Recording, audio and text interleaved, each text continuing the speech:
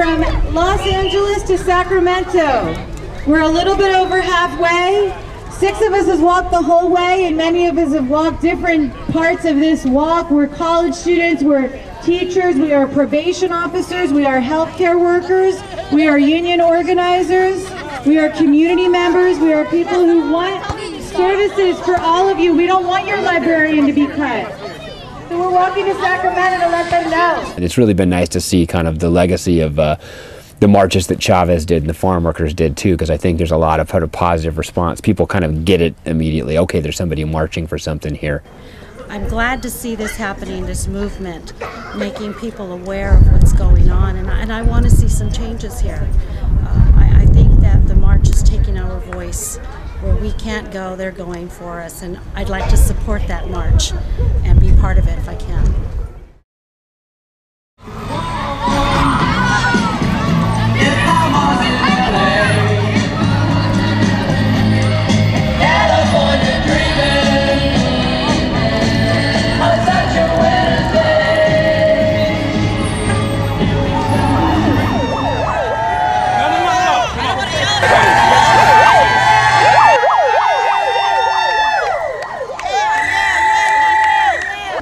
Have these kinds of deficits we're running up and lack of commitment to things like infrastructure. We're just kind of leaving the problems to our children. At the same time, we're penalizing them by not giving them a world-class education any longer. We're here to support the march, and it's bigger than just a march. It's bigger than just April 21st. This is about building relationships with our alliances out there and maintaining those relationships and being there for when they need something.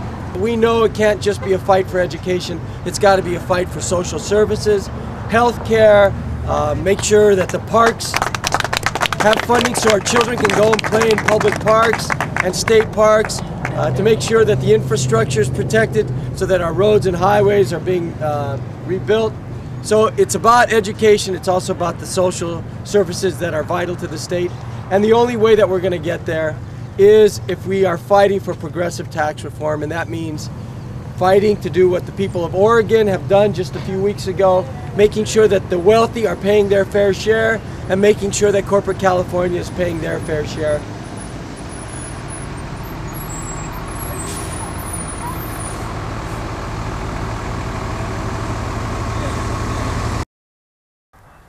Legislators can think that they can change things and it won't affect people. And in fact, it has affected a lot of people.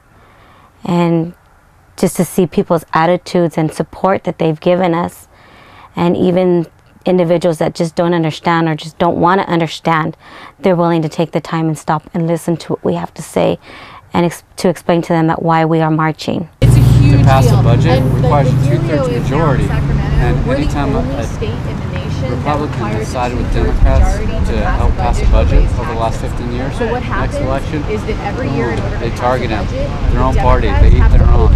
So we never get anything done. That's why they're always so late in passing the budget. It's been awesome to meet people out in the community. Today, gathering signatures for the petition was great. Mostly had supportive responses. You know, once I knew that we were going to be doing it, you know, camping out in the motorhomes, you know, it's been similar to my expectations, actually, because, you know, if you ever try to pack, you know, 7 people into close quarters, you know, you got to cooperate, you have to get along, you have to kind of have ground rules. Okay, talk on the phone outside, you know, here's how we're going to clean up after we have food, you know, and I think, you know, that's been the kind of nice thing about it is you can imagine it going terribly, but I think it's a good group and everybody's chipping in and getting along well and kind of trying to be understanding of each other's needs. Walking by a lot of almond trees, you know, we've been crop dusted. We've gotten an incredible reception all along the way. So it's constant horns honking, people stopping, people raising their fist at us, telling us that what we're doing is great, that they really support us. People stop to give us water, stop to give us fruit, stop to share their own stories with us. And these are people from all walks of life. So we're having everybody from campesinos to retired farmers' wives in Lincoln Continental town cars stopping to, you know, she gave us $15.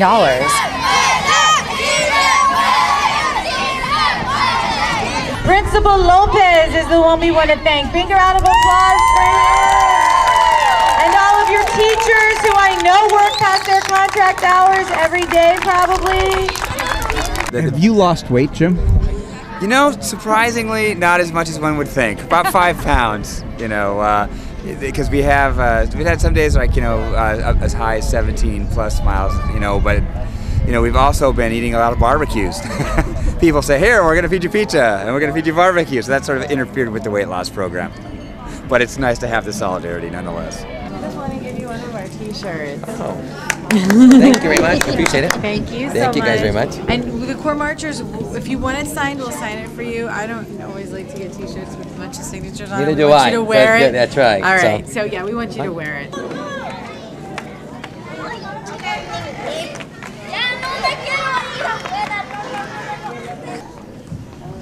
Well, good afternoon. I'd like to welcome you all to Planada Elementary School. I know it was a bit of a surprise for our students this afternoon.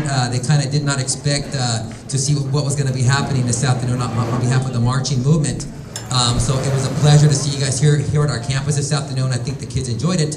And now as part of the program, we were asked to have our School Folklorico group present this afternoon. They've got a recital of 5 dances that they're going to perform for you this afternoon. And so on behalf of Planada Elementary School, I'd like to welcome you. I'd like to thank the California Federation of Teachers for putting this together and selecting Planada as a rest stop. So thank you guys very much.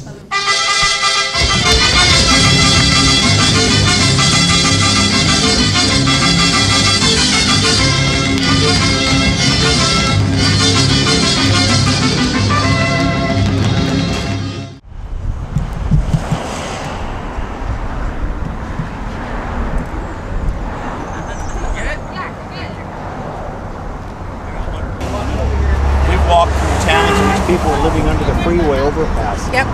In tent cities and cardboard boxes.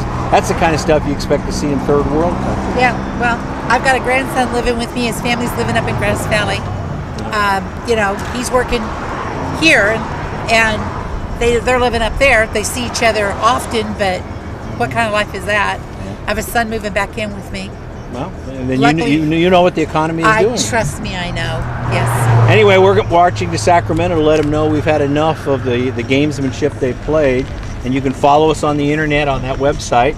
I think it's right here. And how are you getting your support to do this? Well, it's primarily sponsored by the California Federation of Teachers, but we have support from most of the other unions, SEIU, CSEA, firefighters, because they're all being hurt. I mean, you know, if you have a fire in your house, you expect the fire department to be there in a New York minute, but if they've had their services cut and their hours cut, that's a problem. That's true. They always cut what they figure will hurt you the most. Yeah. Yep. And that's what people are willing to go ahead and fight for. And, that's you're right, they can't cut any more hours out of our schools. They just can't. God bless all of you. Trying to provide universal coverage for over 100 years.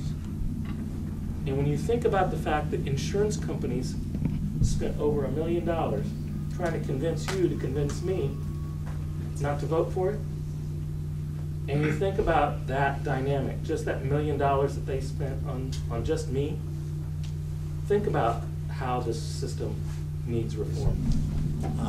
First of all, I'd like to thank you for voting for the health care bill, because I'm a senior citizen, I'm covered by Medicare, and among the many things of the bill is it keeps it solvent for another 20 years and fills in that awful donut hole that was created a number of years ago. Right.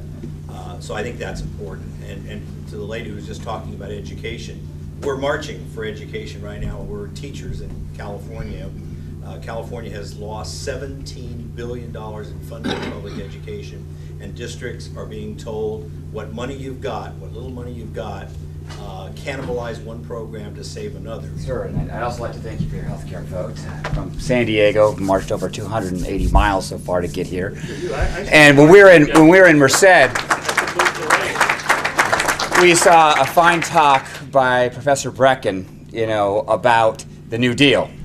And I think two things that I would like to ask you to take back to Washington is, I think the Democrats today need to be a lot more like FDR was in the 1930s, and that would address a lot of the things that you're talking about. Specifically, I think that doing more things like work projects, you know, bringing stuff. We've done a lot for the banks. Now it's time to do a lot more for Main Street and the people who are out of their houses and the schools that are getting closed down. Honestly, we haven't done enough of what we need to do to get this economy back on track. I spent about 45 minutes to an hour with the president in the Oval Office about 3 weeks ago.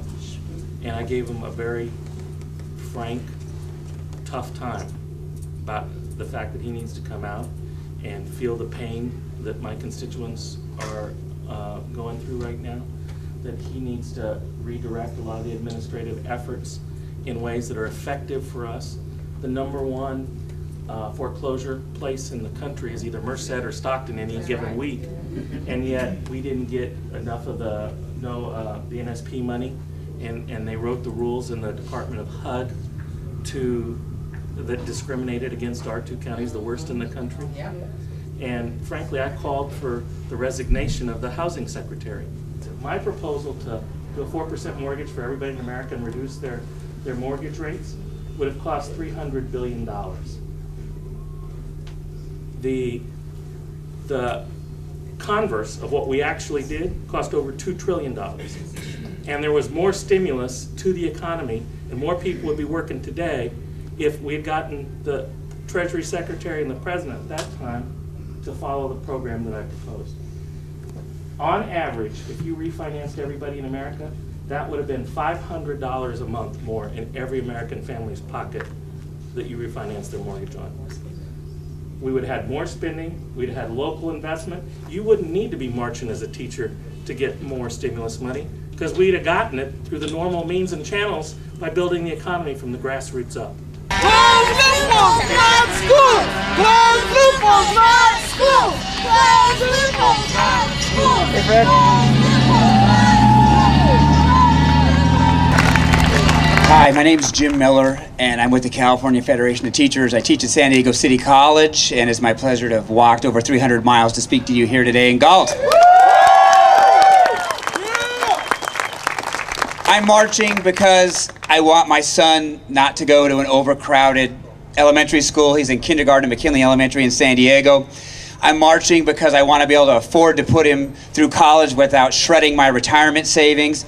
And I'm marching for my nieces at UCLA. They just had a 30% tuition increase over the last year. There went my 58-year-old brother's retirement, just like that. And I know there are hundreds of thousands of people all over the state of California going through exactly the same thing right now. And as everybody knows who reads the paper, California's really become the laughingstock of the nation with regard to our budget. And everybody also knows that education used to be the pride of the Golden State. We used to be the best state in the entire United States in terms of higher education, in terms of K-12 education, and now we've become a laughingstock. But there's a reason why that's happened. You go back to 1978 when we required a 2/3 majority to raise revenue or pass a budget in this state. If you want to know why there's gridlock year after year after year in California, it's because we have a 2/3 majority requirement to pass a budget or to raise revenue in the state, and that needs to end now.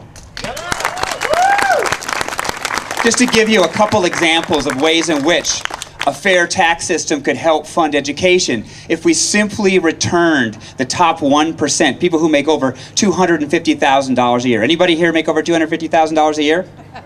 Okay, you're off the hook. You're safe.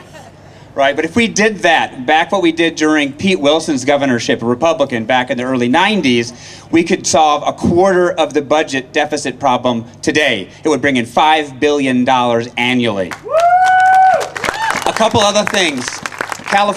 There are 21 states that take oil out of the ground. California is the only state in the United States that doesn't have an oil severance tax. Sarah Palin's Alaska has one. George Bush's Texas has one. We need something like that here in California to fund education and vital public services. You know, and the fundamental thing here is this isn't something that happened like the rain. It's not like nature. This is a fundamental political choice in California. We've decided to ask the top 1% and the most powerful corporations in the richest state, in the richest country, in the entire world, not to sacrifice a penny at a time we're giving teachers' pink slips, shutting down schools, throwing old folks out of their home care, shutting down state parks, and that needs to stop now. So what we need to do on the political front is help pass the Majority Budget Act to help end some of the gridlock in Sacramento. And I hope to see all you guys out on the 21st, next week on Wednesday at the state capitol. Let's make some noise there. Where are you eating today? We're eating now over here at the Valley Oaks Grange. Who's feeding you? Is it the Grange? I'm not sure if this is CFT or local folks from that school. You know, we'll find out when we go in. But some kind soul is offering us food along the road. Yeah. All right. Raise the bar a little bit.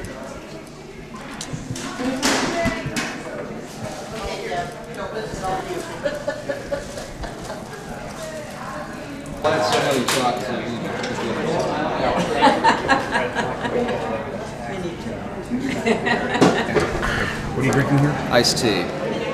Nice and refreshing with lemon. It hits the spot? It hits the spot. In fact, I'm going to have some more. I wouldn't mind some. Barbara was saying they were getting a little tired of hot dogs and hamburgers. They are, yes. And so we tried to find a place to give them a nice meal to eat. And this turned out to be it, because I guess I'm not a Grange member, but I think Lita, who's our chapter leader here,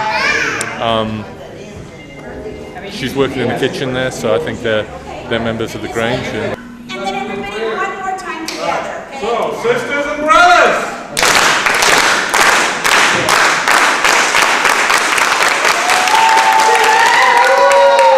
You guys, I know I went around and told you personally, but from it'll make me cry. From the bottom of my heart, I thank you, because what you're doing for our children is so important. They are taking so much away. And I said the other day that each generation wants more for their children than what they had. And we're fighting like heck just to give our kids what we had. They're taking everything away. So I thank you so much for giving of your time and my goodness, your energy, okay? So thank you very, very much. Enjoy your The legislators are probably thinking, oh, that's just a small group. Yeah, it may be a small group now. I said, but we're coming. And it's not just going to be us. We're going to come in full force. And when we get up there April 21st, I can already imagine how packed it's going to be.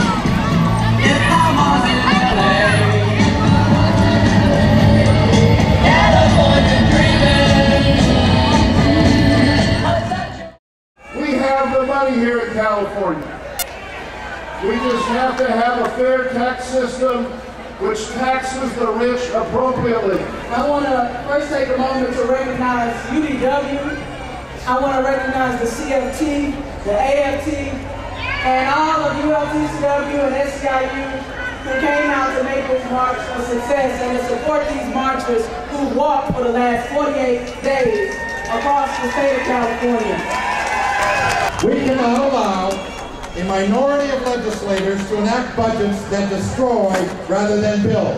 The governor and legislators should be focusing on the real problems facing our schools, not trying to create diversions that deflect attention from the fact that they have cut $17 billion from our neighborhood schools and students over the last 2 years. We are sending a strong message to our leaders that we do not intend to sit idly by and watch our state be destroyed.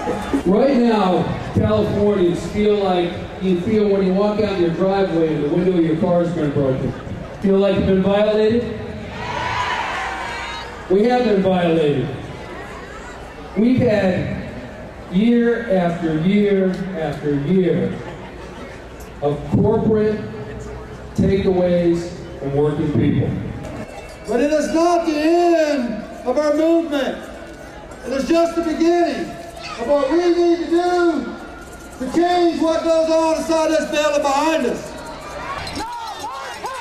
Thousands of public employees descended upon the Capitol, capping a 48-day, 365-mile journey that some made from Bakersfield to protest years of funding cuts to public services. They think wealthy people like the governor are the problem. The people who are holding this state together with their labor and their sacrifice is not the issue. It's his friends with the yachts and the boats that are not paying their taxes. And that rally Nanette mentioned broke up just a short time ago. The march was meant to send a strong message to lawmakers to restore public services, especially education, that have been cut because of the budget crisis. They also say most of the state's budget problems could be fixed with tax increases on the wealthy and closing corporate tax loopholes. What I see happening is us getting together, debriefing this march, and saying, what's our next quantum leap? I don't believe in taking baby steps. What is that going to be? I'm not sure yet. But we do it together.